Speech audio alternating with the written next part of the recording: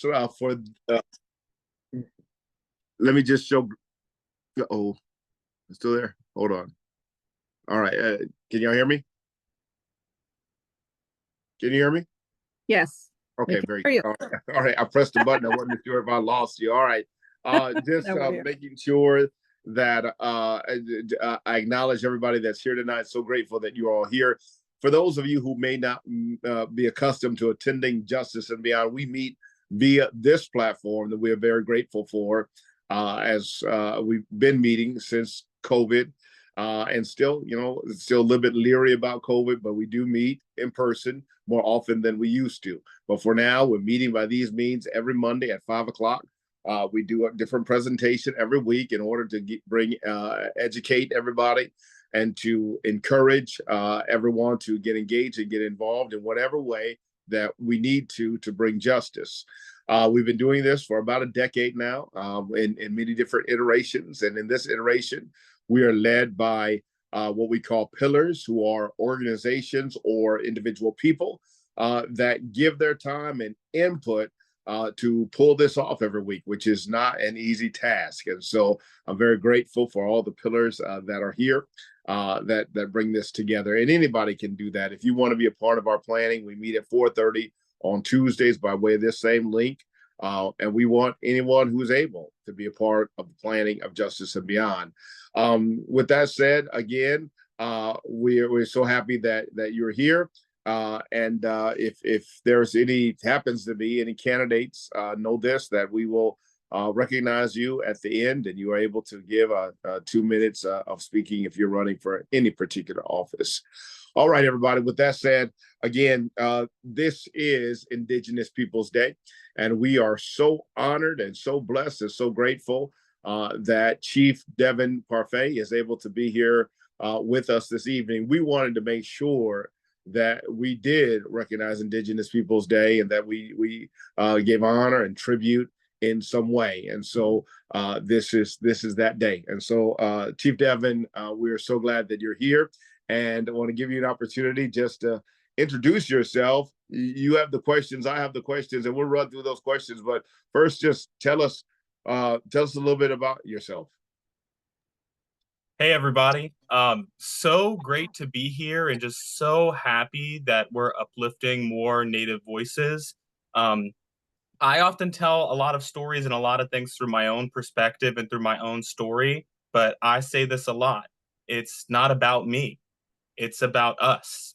It's about our indigenous communities, but it's also about all of us in this country, because these systems that affect our communities also affect all of us. And so to make change, we really need to work together in collaborative spaces, much like these and other ones that you guys might be a part of. So to tell you a little bit about me, I have a couple of different hats. It's kind of the nature of my work where I help to build partnerships for resilience for my community.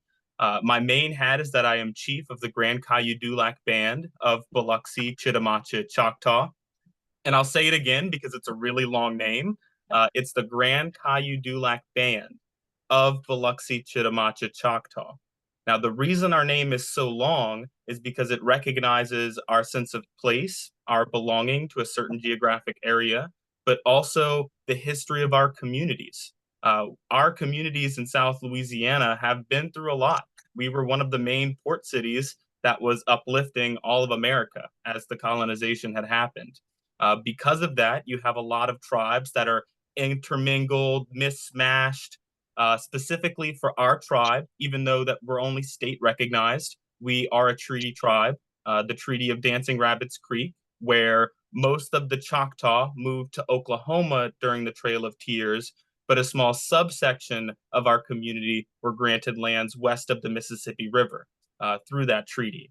And we are kind of an amalgamation of the tribes that existed here in the South, the Biloxi, Chitimacha, and Choctaw, for our community specifically. Now, I also have some other roles. My other main role is I work as a coastal resilience analyst for the Environmental Defense Fund, where I'm hired on to be a science coordinator for the Mississippi River Delta Coalition. So I work in the science committee and the MRD underneath Alicia, who is the science chair of the committee. I also wear a couple other hats. I'm the vice chair of the Native American Commission in Louisiana, a commission that myself and my elder chief had started, recognizing that there was no way for our tribal communities to be able to maintain a relationship with our state government that existed outside of favoritism toward one community or the other. And so we established the commission to be able to bring tribes together, to be able to have that relationship, and we are continuing that to this day. I'm also a board member of First Peoples Conservation Council. It's a coalition of tribal leaders across the Delta Coast and even in central Louisiana. It was an effort that was started by our leadership in the Delta region, along with the USDA, NRDCS, the National Resource Department of Conservation, and we work together to help advance conservation needs for our communities. So it sounds like a lot, but I do work my regular 9 to 5. I kind of fit all of that in because I have one job, and that is to make as much change for my community as possible. That happens not only locally, but also within the state, our federal and international systems that exist all around us. So I do what I can to be in those spaces, to help provide perspective, and to take suggestions from the experts who have been doing this kind of work for decades and bring that kind of information to the forefront. So Wow. really, really happy to share this space and to be here with you all, and excited to get into the questions and have more discussion. Yeah. Thank you, Devin. That was a tremendous introduction into who you are, and that was really wonderful. I appreciate that. We all appreciate that very much. It is right and proper to do a land acknowledgement. Are you able to do that for us today? Yeah, is there a specific kind of way you would do it or recommend doing it? I normally don't do too many land Okay. acknowledgments. Okay. Um, but I think, I think recognizing that here in Louisiana, there are multiple different tribal communities that exist in a perpetual history that affects all of us. Oftentimes, you will hear that we are all one tribe or we're a monolith of a community, but that's not true. We're all unique and different in the same way that you are on the Zoom call or you are in a different community. Um, so thank you all for being here and recognizing that Indigenous people are important. And I think in terms of a land acknowledgement, you're doing that by bringing in the spirit of Indigenous people, recognizing and understanding the nuances to how you say certain words. This space feels like a respectful place. So thank you for that. And Very good. I Thank hope you. that's sufficient. That is very sufficient. Thank you. So the first question is pertaining to your role as in the Office of Indian Affairs, and I have here on my questions that it's stated that way, Indian Affairs. Is that proper? So they have the governor's office of Indian Affairs, and Mhm. underneath the governor's office of Indian Affairs is the Native American State Commission. Okay, and so Yes. there is nothing uh, uh, derogatory or anything and un-PC, whatever, using the word Indian. I'm trying to get some knowledge myself. So, No, it's a great point. okay. It depends on what communities you're in. I think for us in Louisiana, people use Indian or Native. I think especially kind of further down south, a lot of people identify as Indian, and that's how they want to identify. And I'm totally cool with that. Um, Okay. yeah, Okay, I appreciate that because I'm looking at it and I'm thinking Indian. That's just not right. It's Native American now, but yeah. it And depends look, that's on. totally cool. I Yeah. mean, it's the conversation around progressive language, definitely something to consider, but also the reality of how people feel now. And a lot of people in Louisiana use the term Indian still. So, although more progressive language would say we use Native American or Indigenous people, I would never use Indian in any of my own personal documentation or anything that I would make up now. Um, but that's the way it is, and people are okay with that for now. Now, can we Okay. have a conversation about changing that in the future? Absolutely. Would Mm. love to do that. But for now, people identify with Indian, so I don't have too much of a problem with it, Okay. personally. Thank you for that clarification. I really appreciate it. So I'm wondering. So in that office of Indian Affairs, obviously there are legislators and other officials that may work closely with you to advance the platform or needs than others. Are there's some that you can reveal to us that you work with closely and that have been very much beneficial to you in working towards your goals? Well, I'll definitely say one thing. Our executive director has been incredible. Now I'll lead to your answer, but I'll start talking about the executive director because I think that's important. Chandler Vadrine was somebody that we ended up hiring as an executive director for the commission for the reasons of being unbiased and not playing favoritism. Uh, you would typically think that you wanted a Native American to lead the Native American Commission in the governor's office of Indian Affairs. But what typically happens is if they come from one tribe or the other, they can show favoritism. And that's what's happened before with the governor's office of Indian Affairs, where we didn't have an official process to bring people in, the tribal leaders to have a conversation, to bring in those resources. And that's what the commission that I and Elder Chief Sherrill and others had worked on to get passed through legislation to actually get through the state. Now, it's kind of funny because with Governor John Bel Edwards, we didn't have as much going on with the commission. It kind of always felt like we were there, but we weren't really fully engaged with. Now it's funny underneath Landry because we have a lot more opportunities these days. I was kind of expecting Landry to wipe the commission away just personally, but he didn't. And he actually is really close with Chandler Vadrine, who is incredible. He's been working with the tribal leaders a lot, trying to understand our issues, who we are, and also fully collaborate and work together. We just recently had a commission meeting where we had a couple of other state departments come in and give presentations.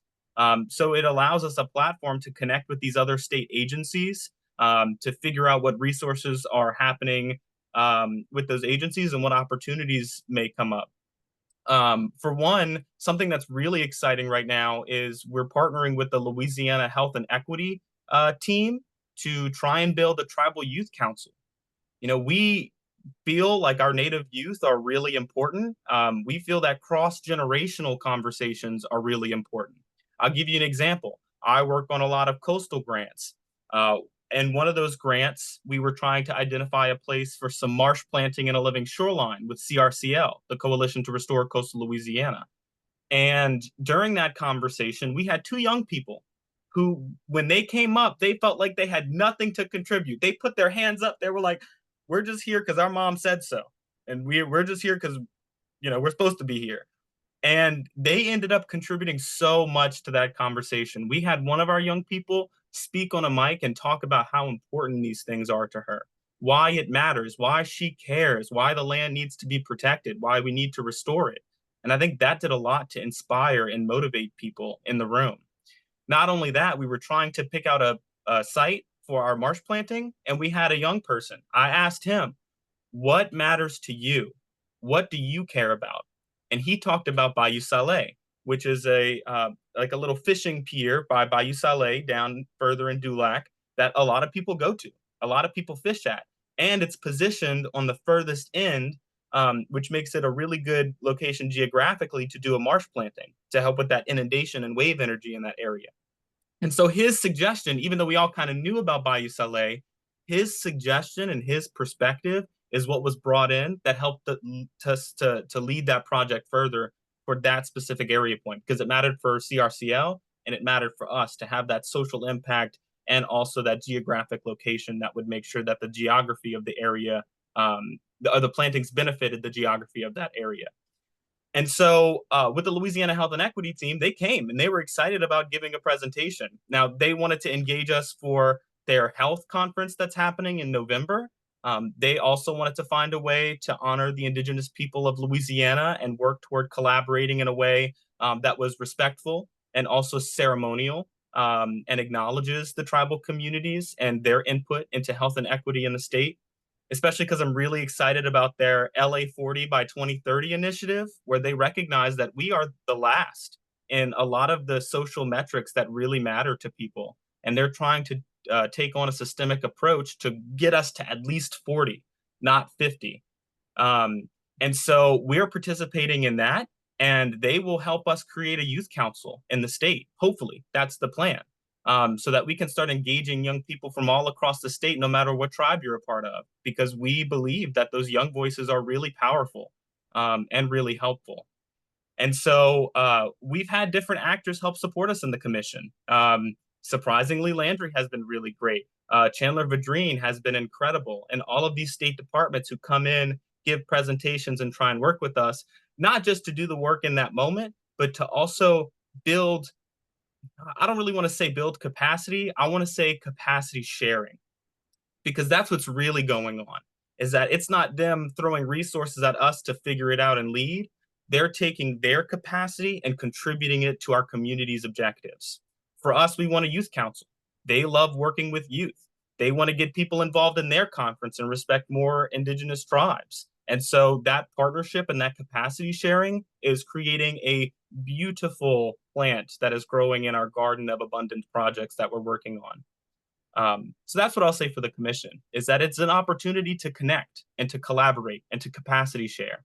And that's the real goal of working with communities, not just throwing resources to build capacity, but actually capacity sharing. So we create these networks of resilience that can push the Dow forward. Absolutely. That is so exciting about the Youth Council, empowering the youth and working across the different tribes. Youth want to do things a little bit differently, and we need to embrace that. That's exciting, and also exciting about the governor.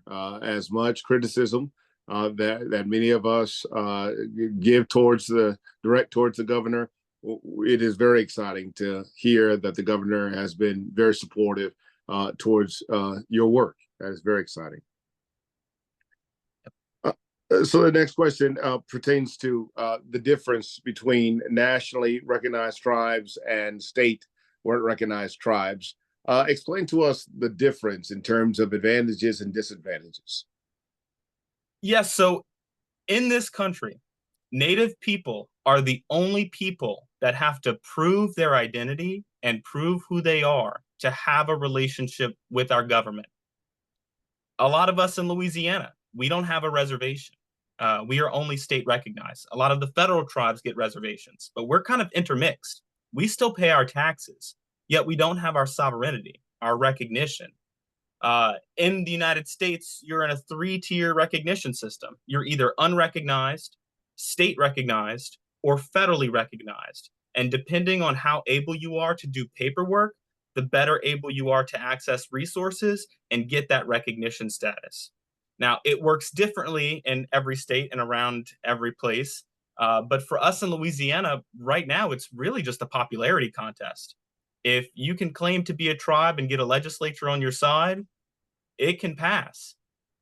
So right now, we're actually working through the commission with the state to try and come up with a set of criteria that is less stringent than the federal criteria, because it is ridiculous, and I'll go into that in a second. But also to implement some kind of form and structure to identify your history and who you are, and talk about who you are, because those kinds of things are important. Um, for my tribe specifically, we are a treaty tribe. We have been a treaty tribe for a long time. We were supposed to retain our full rights as Choctaw citizens according to the treaty.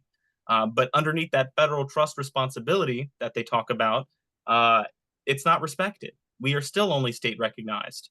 And part of that is an issue with capacity, trying to bring all of that criteria together. The federal government, the state, doesn't offer that capacity to help us with those things, to find out our history, to go through museums, to talk with historians, to talk with archaeologists, to talk with genealogists, to go through all of these different routes you need to confirm, verify, and concisely write about your history. Those are all barriers to recognition, or barriers to information, which means barriers to recognition. For us, we're working on our federal recognition bid. One of the problems for us in Louisiana is that the federal criteria is not often considerate of our on the ground reality. So I told you about the Treaty of Rabbits Dancing Creek, where those small subsection of the Choctaw who were pushed down also with the Biloxi further down south, were granted these lands west of the Mississippi, now known as Chauvin. In Chauvin, if you look at a map, it is basically just a tendril now that reaches out. And before, that would have been all land stretching out past that tendril. Those lands that were granted kind of look like a long rectangle like this. But now they're basically like this, small sections of land that are left over from all of the land loss that happened all around Louisiana. And so part of the criteria is that you need to maintain 50% of your community within a certain jurisdiction over time. But how can you when your physical lands are being lost and your community members are being displaced by hurricanes constantly? And so that criteria does not match the on the ground reality and is a barrier often to federal recognition. And there are many more barriers that I can speak on. But that's the problem. And that's the issue with the recognition system we exist in. Not only do we have to prove who we are, but we have to have the capacity and the resources ourselves to be able to prove who we are. And this was the goal of the system all along, was to erase indigenous identity, to implement these power structures that made it so difficult for indigenous communities to be able to coalesce this information. I mean, you have to have in the federal government a 10-year increment timeline dating back to the 1860s or so, showing the perpetuity of your community. Now, we're arguing something that there should be a timeline in Louisiana, but it should be shorter and not in 10-year increments. Our community is very lucky to be able to meet that federal criteria, but many other communities around Louisiana and around the country are not. How can you keep a 10-year record if you are literally running from your life or running for your life past people who are trying to kill you? It's very difficult to maintain those files and to assert your sovereignty when you're missing a lot of that information. My goodness. I'm fascinated by, or intrigued rather, by the intersection of climate change and the occurrence of hurricanes affecting the history and the retention of land, and how that is not being taken into account and needs to be, especially in this moment that we're living in now.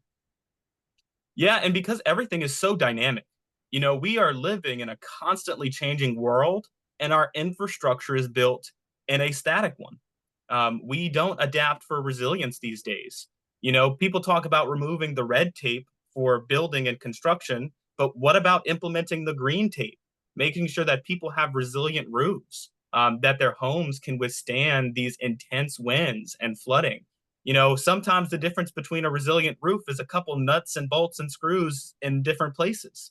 And you can have a roof that wouldn't have been able to withstand a Cat 2 that can now withstand a Cat 4 or 5. So that's a conversation that I think needs to be had on a federal level. How do we implement more green tape so that we can make sure that these communities, these people who are just living their lives, aren't completely upended after a hurricane? Something else that we often hear is, why do you stay down there? Why don't you just move to somewhere else that doesn't have hurricanes? Look at North Carolina. This is something that we've been saying for years and years. If you just go somewhere else, there's another disaster somewhere. And we had people who left from Louisiana to establish lives in North Carolina whose lives are now gone, something they never expected. Part of that is because part of it is there's a whole lot of reasons. FEMA's flood maps, for example, don't consider 100-year, century floods. They just use historical data that doesn't capture what the full watershed looks like. So our data, our perspective, the way that we're viewing these things are incredibly static. And we need to be viewing it in a more dynamic and protective way, because just moving is not going to solve the problem. Yeah, absolutely. Case in point, Chief Devin, I have a very good friend who her and her partner got a cabin in North Carolina with the understanding that this would be a great place to be able to evacuate to in time of hurricane. Well, at this point in time, because of Helene, the roads are washed out around this cabin. So it turns out it no longer is the best place to evacuate to. Yeah, this is what's happening. Where do we go? And your point about fortified roofs and green tape should be listened to by those who make policy changes. I'm Um, trying to make them listen to me. yeah, I know you are. Trying to make them listen to all of us, because That's it. it's not just me saying these things. Yeah. I we build on the backs of giants. Hmm. I've been taught and have been really lucky to have great conversations with so many community leaders, tribal leaders, people who have been doing this stuff for years and years and decades. These are the same things they've been saying, just in a different way. Yes, absolutely, absolutely. We got to keep on saying it. Keep on Mm-hmm. the alarm. Let's talk about the funding that is raised the sale of license plates in order to help fund scholarships for young people. Can you tell our listeners in the audience tonight what kind of revenue that generates for those scholarships? Yeah, it's just like a couple $1,000s. It depends what year. It's about to $10,000 or so. We get that money in the commission, and we are allowed to decide what happens with that money. So what we did last time was we had those set applicants who applied for that scholarship, and we reviewed those applicants, and then we decided on a monetary amount based on the total money that we had. And I think we had about, I can't remember the specific number, but we had about 5 or 10 applicants along with $5 or $10,000. And we believe that every applicant deserved one of those scholarships, and we had enough money to be able to give. So I think we gave about $1,000 per applicant. It changes depending on how much money we have available and how many applicants we have. But the last time we did it, that was kind of the number. It's interesting. So for me, I am visually impaired, and so I don't actually see license plates. So I'm wondering, describe to me what those license plates say and that support this fund. I can't remember. I think we were trying to deliberate on changing them or something, but I believe they say they just mentioned Native Americans. Hmm. Okay. I can't remember exactly what the look of the license plates are. Um, yeah, I can't remember off the top of my head. So if we want to be those that help support these young people, um, we could invest in it. Excuse me, in a license plate. Oh yeah. I mean, I would say I would say give your suggestions because we're thinking about what those license plates look like. We kind of had a conversation, and I totally forget what the original license plates look like. Um, but bring in your suggestions because that supports our young people in the commission. The more revenue we can get for the commission, some way, somehow, we can support our young people in school. We saw a wide variety of applicants come through the commission, and we found a way to support everyone in that moment. And we're not just looking at, do you have the highest grade? Do you have the best surface level resume? Because I know it matters more than that. I think a lot of other tribal leaders know. For example, you're hearing me talk about all these very complex things, but I was somebody who was not engaged in school at all.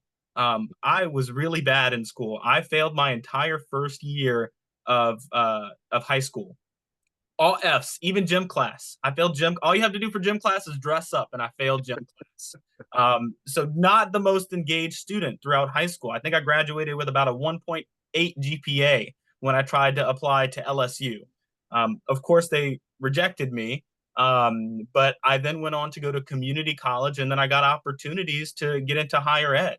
I ended up going to Williams College, which is a really elite institution, something that people work all their lives to get into. Sometimes you just need the right opportunity and the right funding to be able to do the right thing. Absolutely, I couldn't agree more.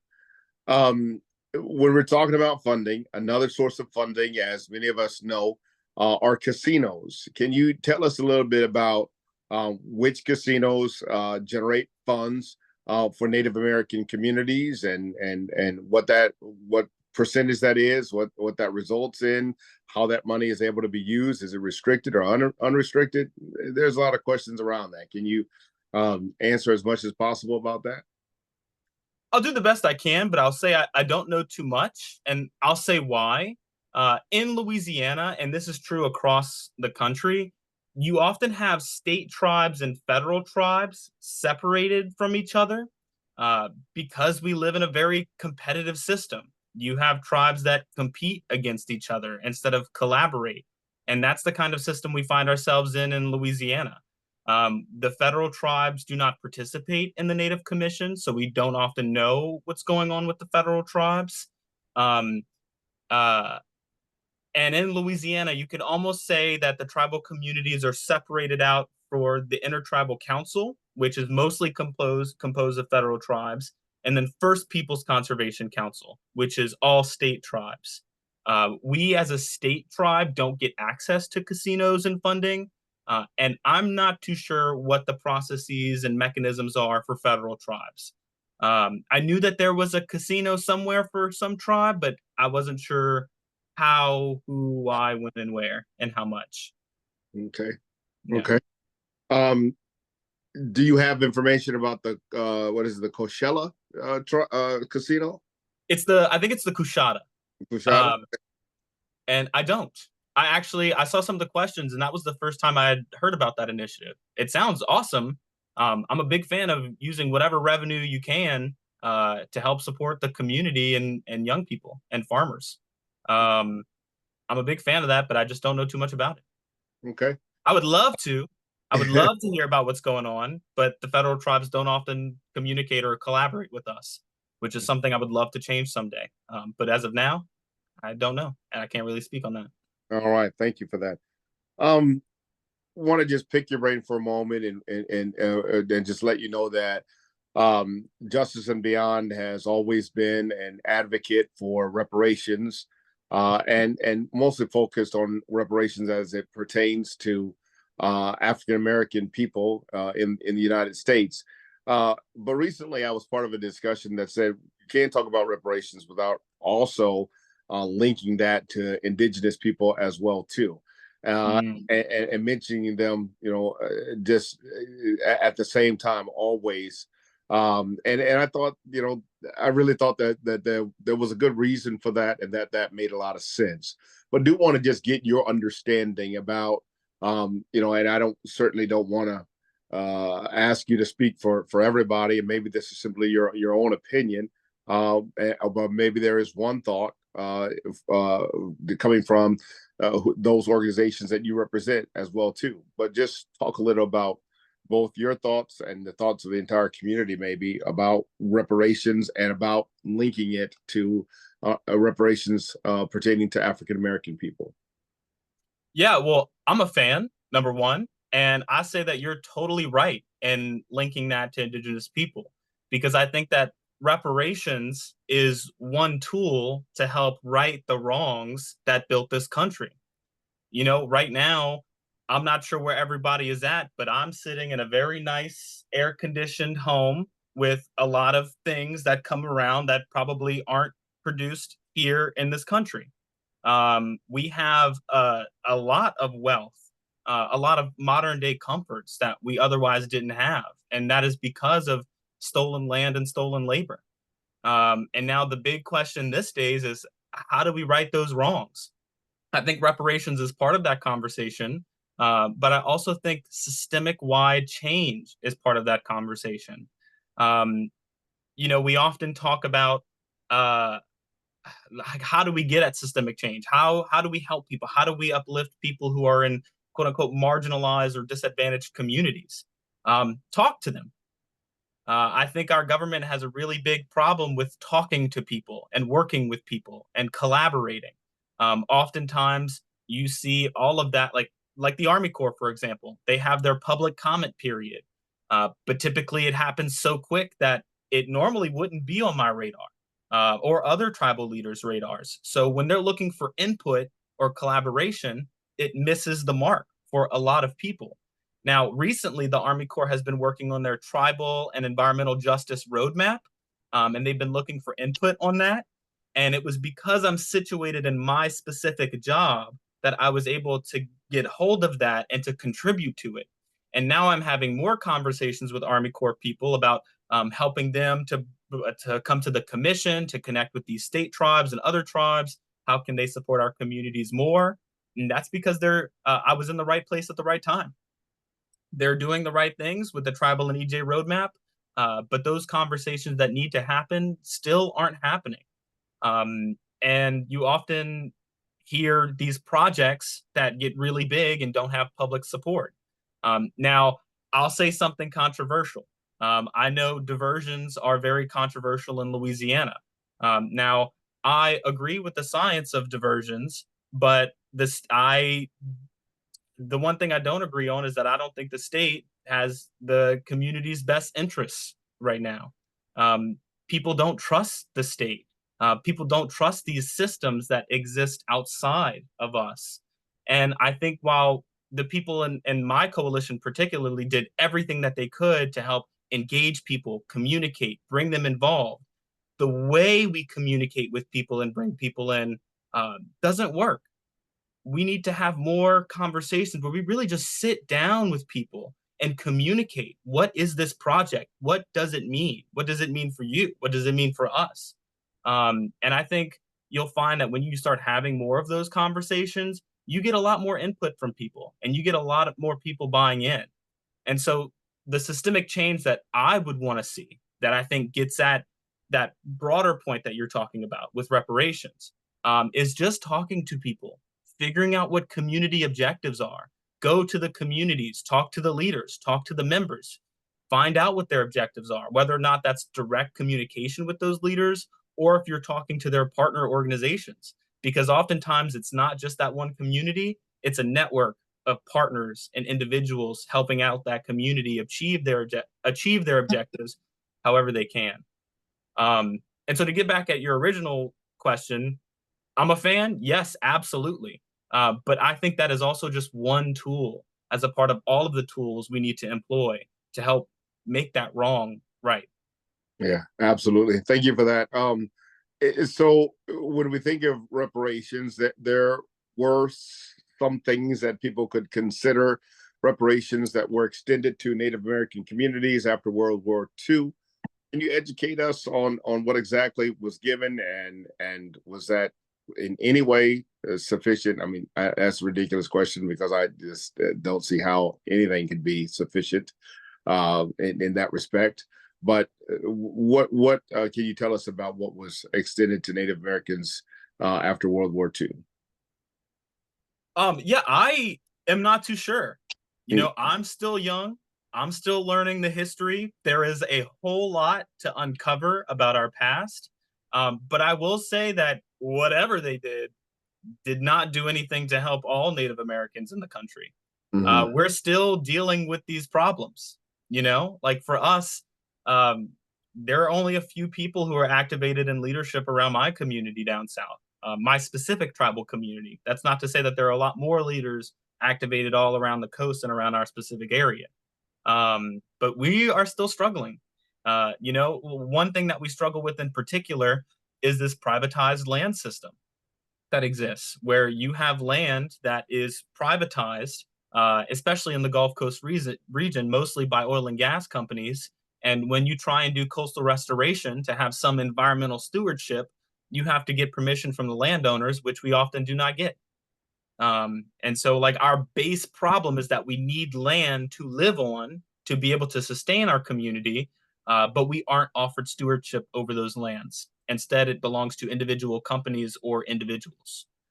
And we're still dealing with those same problems. I'll give you another example. The boarding schools. A lot of our community members were shoved into these boarding schools and got rid of their culture, their identity, who they are, how they connected with the land in a way that is relational and not just objective and factual. Because it's everything. You know, you often hear this thing in the media, facts over feelings. But feelings matter. People matter. Their culture, their identity, how they're connected to the land. Times is generational, which brings generational knowledge, which allows you sovereignty and self-determination over your life, your family's life, and the life of your community. We had people, my grandpa was one of them, along with some others who were in those schools and were not allowed to get an education past the sixth, seventh, or eighth grade. And so while you had a lot of people who lived off of this generational knowledge of surviving from the land and were able to thrive off of it, as the years went by, that shrimping season that was able to support a lot of family, that money shrank and shrank and shrank and shrank until we're at a point now where shrimping is not a livable income anymore. You have to have other things to supplement that income if you're going to be a shrimper. And over time, this system formed all around us while the environment steadily degraded. And now we're at a point where we are doing our best to protect our environment, where we have no decision making power over because we're not federally recognized, and there's the privatization of land. But also, you had an entire community of people who were barred from getting the education that they needed to be able to participate in this system. So we are actively backtracking and trying to re-educate community members, bring people into the educational system, and try and uplift our communities as much as possible. So whatever reparations happened after World War II did not affect us. Very good answer. I appreciate that. And I was with somebody the other day who mentioned she mentioned her work and referred to Indian schools. And I had not. I asked somebody later. I said, "What did she mean by that?" And they explained it. And as you put it, in terms of these boarding schools, where children's history and culture was systematically erased, and was a huge injustice to young people. And I think that could be a whole teaching and forum in and of itself. And so I'd love just for you to refer maybe people who are listening and hearing those terms and not aware of Indian schools or boarding schools or whatnot, where they can gain more knowledge and understanding about that.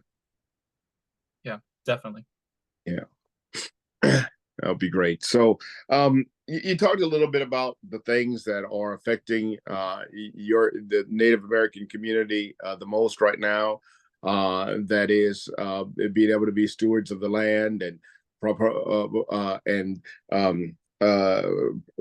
the ownership of the land by these chemical and oil refineries and so forth.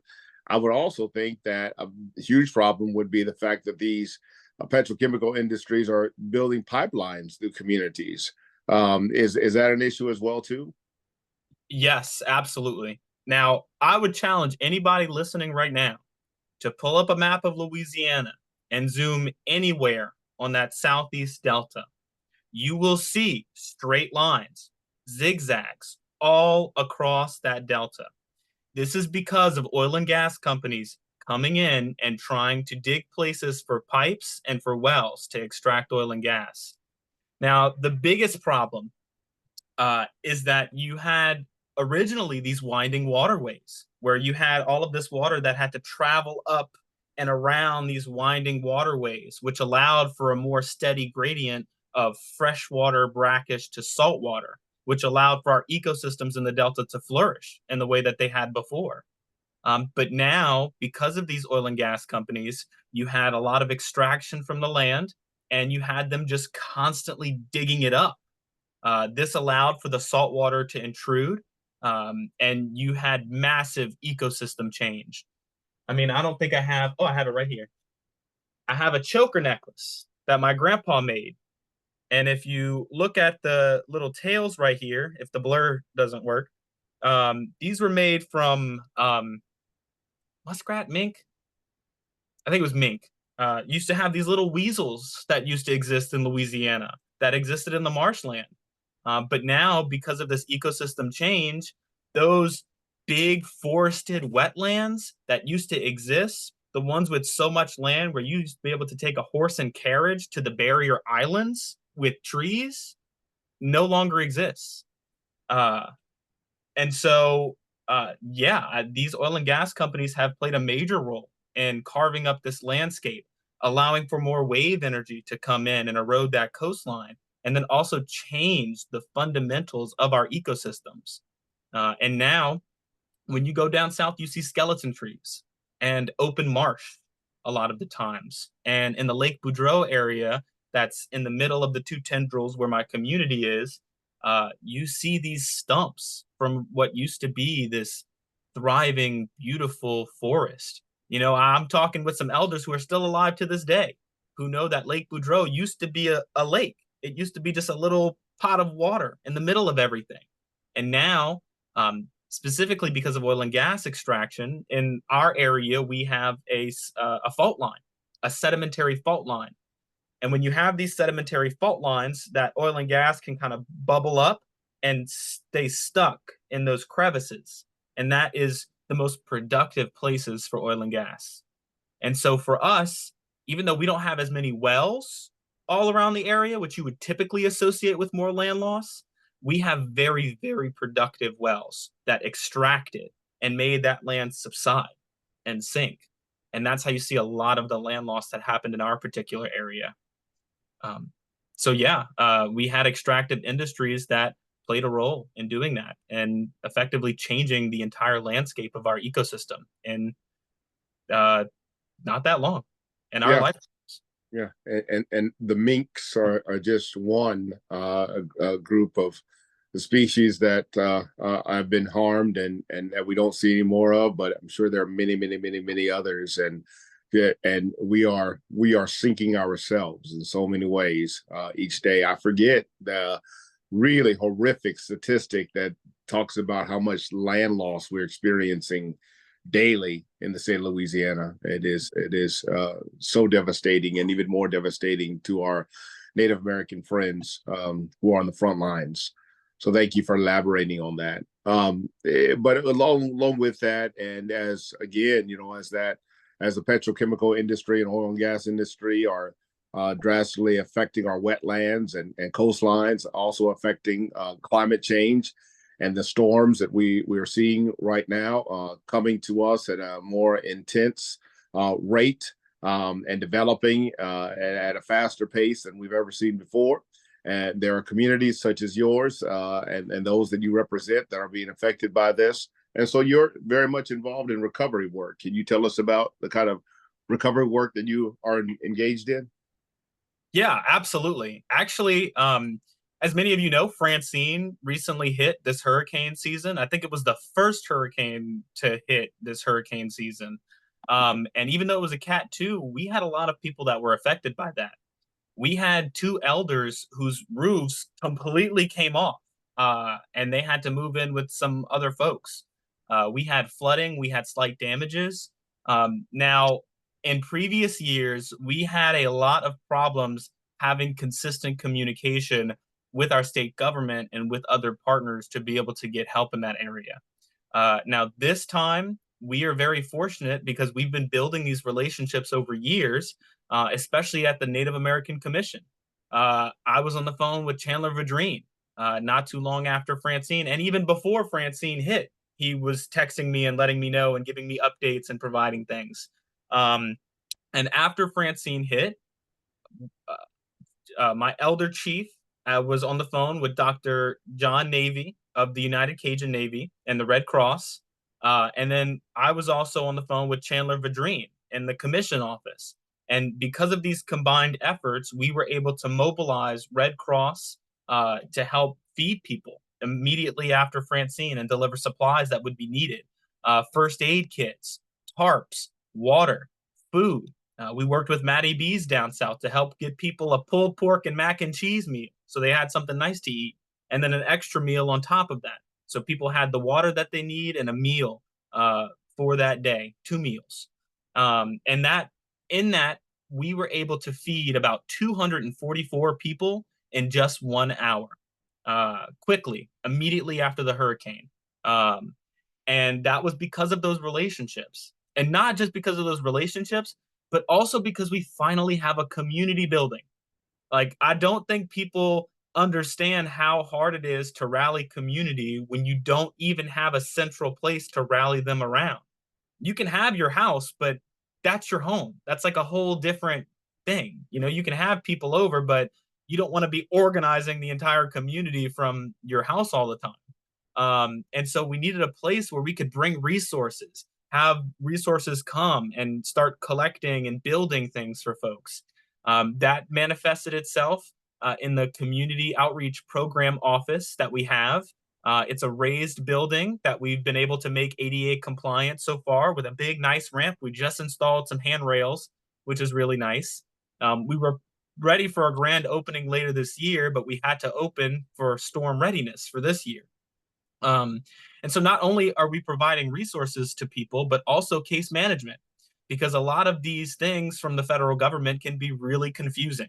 Knowing where to go, how to get access to resources, and people get really scared when they get denied. Um, but you just have to know to appeal because oftentimes it's just human error. Some people overlook something, and if you feel like you deserve those recovery funds, you can appeal, appeal, appeal. And so we have case managers who have been doing all of these trainings, who are up to date on the new FEMA guidelines, and have been working with, I think, about 40 or so community members individually on all of these cases to help them get the funds that they need and to help get their home situated. And for those people who have applied and have been denied, we're trying to get some grant money right now to be able to do those repairs. And so we don't do that just for the tribe, recognizing that we don't exist on a reservation where we are just pumping our money to one tribal community. It is everybody living around that deserves the opportunity to access these funds and to get the resources that they need. We are never going to turn somebody away who needs water and food if we got it right next to us. And so what we do is we act as a distribution system. You know, we get those resources and try and give it back to the community, whether that's direct relief and recovery after a storm, or whether or not that's partnering on different grants, trying to restore the coast in some way, or to partner with the Louisiana State Department to help build a youth council to get our youth voices more out there and help get them educated, informed, and engaged. Um, so yes.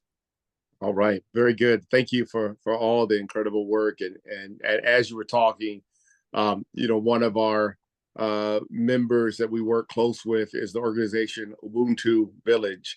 And Ubuntu means I am because we are. And the language that Mhm. you're talking of not being exclusively working with the Native Americans, but understanding the whole we, and that we must come together as communities, breaking down barriers and working outside of boundaries to be able to work towards change. And I really, really appreciate that, Chief Yeah, Deputy. and I'll say something on that too, because a lot of people feel like indigenous issues are a niche thing, which they're totally valid for. Some people are kind of scared to engage with that, to understand the right way to do it and to embody and live it. I think that there are just a lot of practical things you can learn from indigenous knowledge and values. First of all, when you hear traditional ecological knowledge, that is a big, scary word that turns a lot of people away.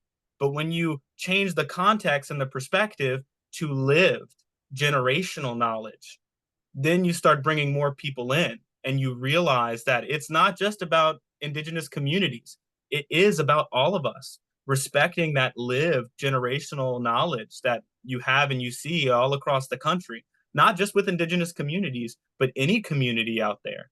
And so it really is about getting to these base fundamental truths that we are all interconnected, that we all share the responsibility of this planet together, that nothing that we do doesn't affect the other. We all make an impact.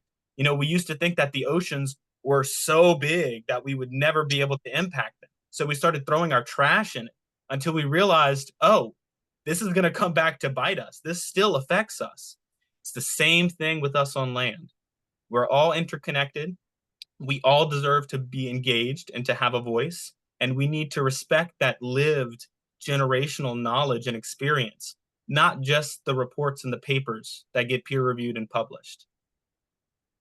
That was incredibly profound and really inspiring. So much so that I want you to look up my other organization, the Greater New Orleans Interfaith Climate Coalition, gnoicc.org, because I need to pull you into that because the language that you are talking and the words that you're using really resonate with who we are at gnoicc.org and the work that we do to mitigate the impact of climate change and to work towards environmental justice and understanding that we're one humanity and that we are called to be good stewards of this earth for a very short time before we pass it on to someone else that it comes after us.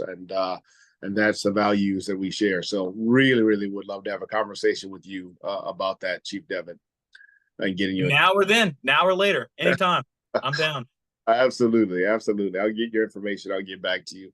But listen, I know that others have been maybe putting some questions in the chat and may also just have some questions that they may not have put in the chat.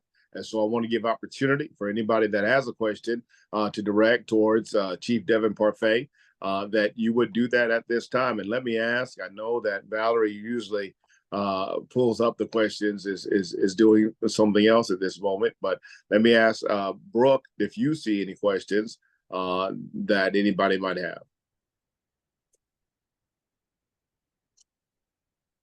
You're also muted. Thank you. Let's see. I think Michonne's going to help me too. I don't know whether you see anything, Michonne. I know Betty's got her hand up now. Yeah, let's go. Let's go for her. Thank you, Devin. And I had a comment to make, but you got me so interested talking about the boarding schools. It made me wonder how much are the Native population in the Louisiana able to teach to children in our public school system or even private school system if you have access to it, because the information that you have given us and the information that I've discovered working on this with Brooke has been tremendously interesting. Are there any curriculum or anything that you guys use in the school systems? So actually, that's something that we're trying to work on right now. We have a problem where I'm not going to use any specifics, but we have a problem where we have one tribe that claims everybody in the Delta region underneath this one tribal name. They've put themselves a lot in the history and talked about their community a lot, but they often get rid of a lot of that political, social, and challenging nuance that a lot of our communities had experienced throughout our history. And right now, we aren't teaching that in our schools, that history. I think people are struggling with how to talk about it. I mean, the reason why we keep our name as long as we do, even though it's, you got to go through it every single time, it's to acknowledge that history and that displacement that we faced. The Grand Cayuga Band of Biloxi, Chitimacha, and Choctaw, recognizing our original Chitimacha ancestors that existed in our specific area, and then those Biloxi and Choctaw ancestors that were pushed down and forcibly agglomerated with the community. So that's something that we're thinking about right now. How do we talk about that? How do we tackle the big tribal governments, which is something that you often see all around the country, who often overlook or overshadow the smaller communities? So that's a lot of complexity that we have to work out and figure out how to implement, which is something that we're trying to do now. Well, I hope you will stay in touch with us now that we've made contact with you to let us know how we can help, because this has all been so interesting. And I wanted to share one thing with you, and I'm going to shut up. One of my friends on this call, who was at Tulane School of Social Work, told me yesterday about a professor at Tulane by the name of Dr. Catherine McKinley.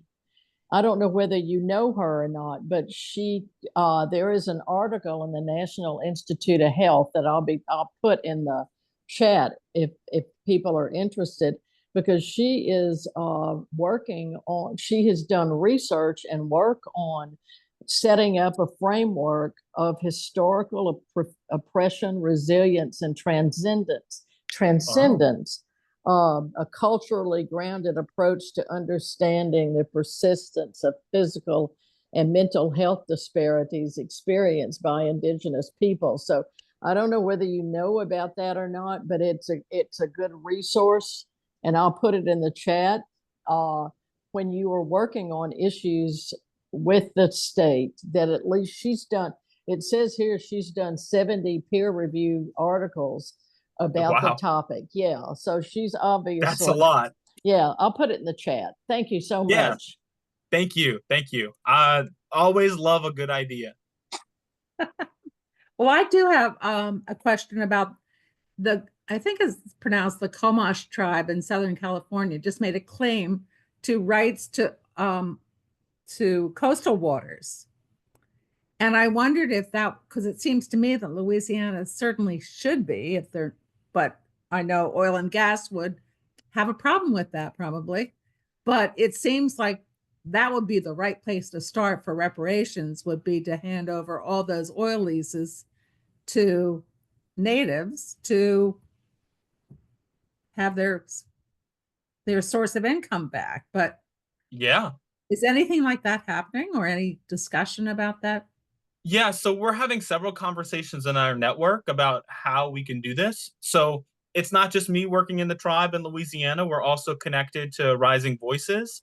That's a network of indigenous communities in the contiguous United States that includes Hawaii, Alaska, Puerto Rico, us in Louisiana, and some other places. Um, there's also a really big grant that's working with Rising Voices, actually the biggest grant that the National Science Foundation, the NSF, has ever granted anybody really, but especially an indigenous community, because typically they only offer grants about 100,000, 500,000 maybe at most. We have a $20 million grant working Oh, with the NSF and Rising Voices and bringing together indigenous leaders, activists, and also scientists to come together and think about how we indigenize earth science. How can we make science something that is not parachute science, extractive, but how can it be reciprocal and keep indigenous values in mind? Some of these fundamental values that we're talking about right now.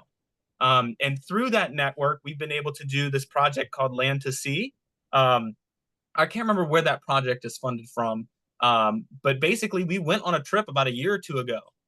One example is the Segurite Land Trust in California, where they've been able to work with their government to be able to get land ownership back of some parks in the area. Part of that is to be able to steward that lands, but also to have a disaster recovery place for folks, a place to build community, to bring community in. And the only caveat within the specific policies was that they needed to have a path for fire, health, and police. That was nice. it. So they helped work it within the policy. They talked to their legislatures and they got that done to be able to do that. One of the things that we're thinking about in Louisiana is how do we rework eminent domain to work in our favor? Because Yeah. as many of you know, eminent domain has been used against community people for a long time to be able to take land back and ownership of the state.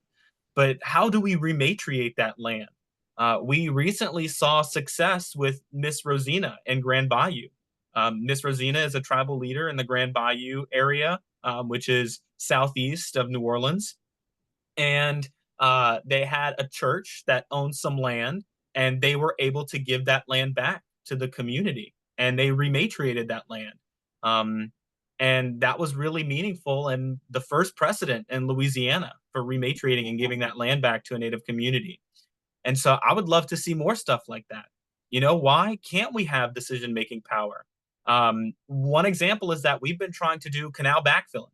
So all of these canals that we talked about earlier are all empty spaces that need to be filled. The hydrology of that area is not restored, it's sectioned off now.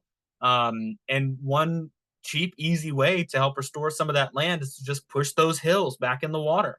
And uh, Eugene Turner, who is at LSU and has been working at LSU for many years, did some canal backfilling in the 1980s. The national parks had also done some canal backfilling, and Eugene Turner specifically showed that that land will naturally repair itself. It will heal if you close that wound and stitch it back together.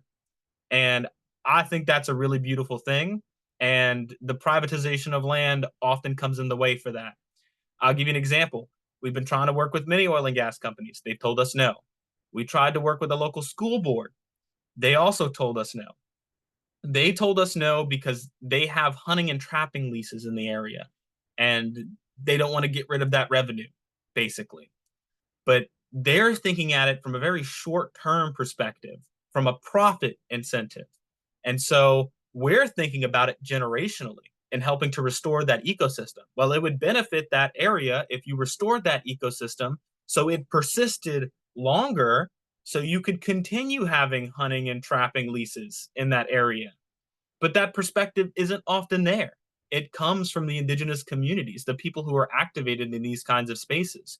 So why wouldn't we have some kind of sovereignty or stewardship over these lands when we probably know what's best to do with them or who best to bring in to take care of them? All right. Thank you for that, Thank Devin. you. Yeah. Any other questions?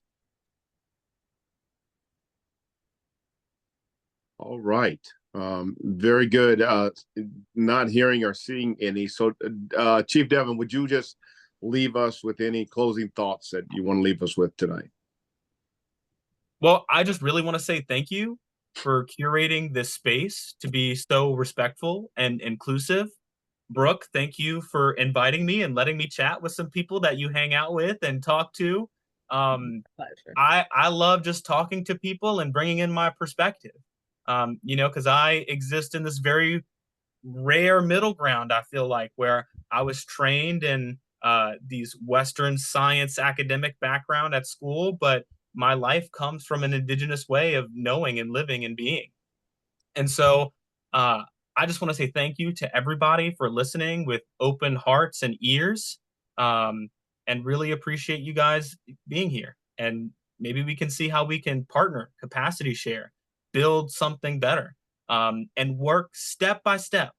Because sometimes we get very overwhelmed with how much change we can make.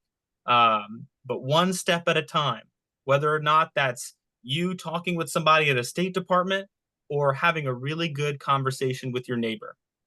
That one step matters, and it matters for all of us to make the change that we need. So thank you. Well said, and I can't think of a better way to end this presentation on this Indigenous Peoples Day than the words you just said. So thank you, Chief Devin Parfait, for all the work that you are doing in so many different areas and for making it clear that we're all in this together. And that if we work together, we can bring change in a very successful and meaningful way. So again, thank you. At this time, if there's any announcements that anybody has, please make those known at this time. I would just like to remind people that on November 1st, Ubuntu Village NOLA is having their gala, and I will post next week in the chat. And if you're interested and don't know how to get a ticket, you can get in touch with me to do that. Thank you. All right. Thank you, Betty. Ubuntu Village is one of our really special and partners in this coalition. And so we really, really want to make sure that we show up for Ubuntu Village and its executive director, Ernest Johnson. Any other announcements? All right, everybody. Let's continue to remember those that are recovering from the storm Hurricane Milton, still those recovering from Hurricane Helene and Hurricane Francine.